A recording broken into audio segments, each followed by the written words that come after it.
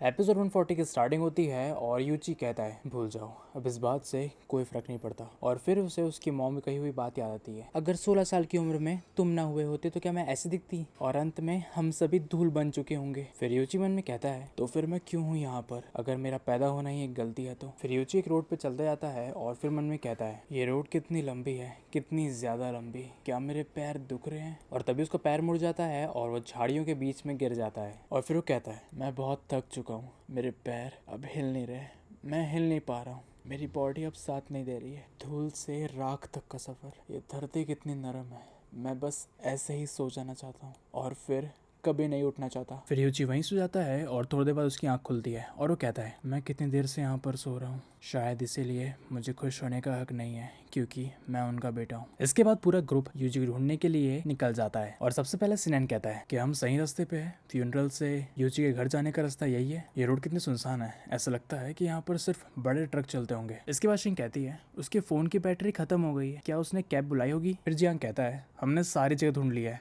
बस एक यही जगह बची है। फिर शिंग के डैड कहते हैं तो फिर ठीक है बच्चों, हम आधे आधे हो जाते हैं, आधे लोग उधर चले जाओ, आधे इधर ढूंढो, ठीक है। फिर स्टैन कहता है तो फिर हम आगे जाते हैं। फिर मिस्टर एन कहते हैं क्या हम मिसिंग पर्सन की रिपोर्ट डाल सकते हैं, क्या यूची घूमे हुए 24 घंटे से ज़्यादा हो चुका है, काफ़ी टाइम हो चुका है, और अगर अभी भी वो हमें नहीं मिला तो फिर हम उसकी मिसिंग रिपोर्ट डाल देंगे। फिर स्नैन कहता है हम सब उसे ढूंढ रहे हैं और वो हमें मिल जाएगा, चिंता मत करो, कुछ भी बुरा नहीं होगा।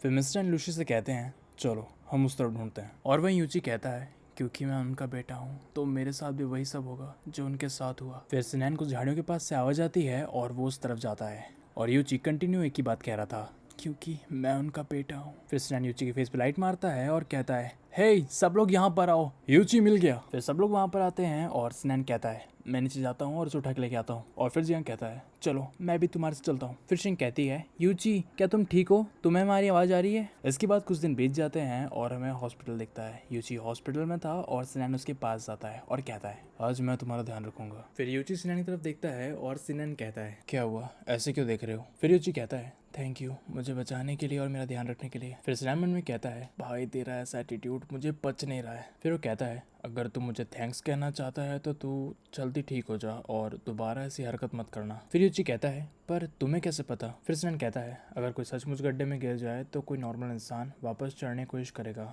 वो ढलान इतनी भी खड़े नहीं थी, तुम थोड़ी बहुत कोशिश भी करते तो ठीक रहता, पर तुमने ऊपर चढ़ने की कोशिश भी नहीं की। और इसी के साथ हमारा ये एपिसोड यहीं खत्म हो जाता है। कमेंट में बताइए आपको ये एपिसोड कैसा लगा और लाइक शेयर सब्सक्राइब कर देना, अगला एपिसोड बहुत जल्द आएगा।